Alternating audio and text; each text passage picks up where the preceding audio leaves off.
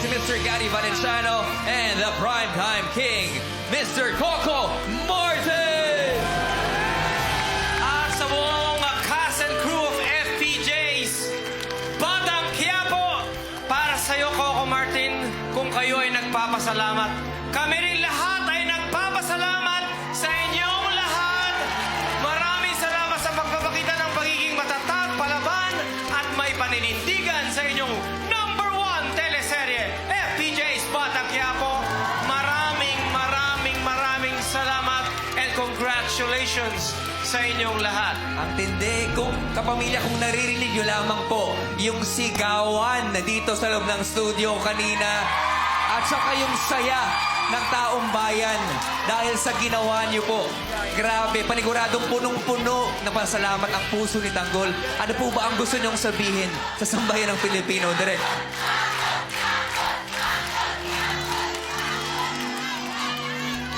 3 taon!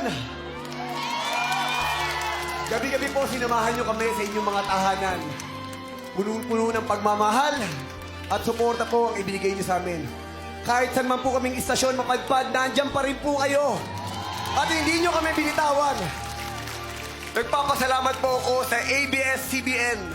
Lalong-lalo na po kay Tita Cory Vidanes sa pagtitiwala at pagmamahal na ibinigay niya sa amin. Sa lahat ng suporta. Kay Sir Carlo, maraming salamat po. Kay Sir Mark, thank you so much. Kay Sir Deo, kahit wala na po kayo dito, kayo po ang aming inspirasyon. Kayo po ang nag-guide sa amin para mapabuti po namin ang aming mga trabaho. Sa Dreamscape, maraming salamat po. Kay Miss Kylie, sa suportang ibinibigay lang kay Kuya Rondel. Maraming salamat po. At sa lahat po ng bumubuo ng ABS-CBN. Gusto kong pasalamatan po ang lahat ng aking mga directors na talagang nagbuwis ng buhay, pagod, dugo para mapaganda po ang show. Sa lahat po ng mga actors na nagpapakahirap at pinagbubuti po talaga ang kanilang mga trabaho. Sa aming mga staff and crew. Sa lahat po ng bumubuo ng Batang Quiapo, sa aming mga producer, maraming salamat po. Kami po ang naging daan upang mapaligaya at mabigyan ng inspirasyon ang bawat Pilipino gabi-gabi para gumawa ng kabutihan, ma-realize natin ang pinagdadaanan ng ating buong bansa.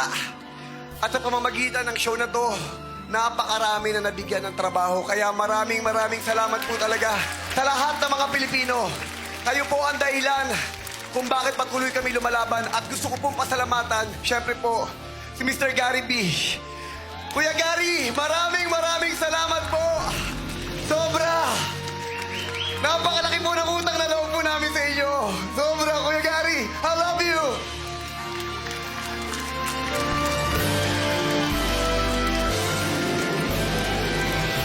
Salamat po.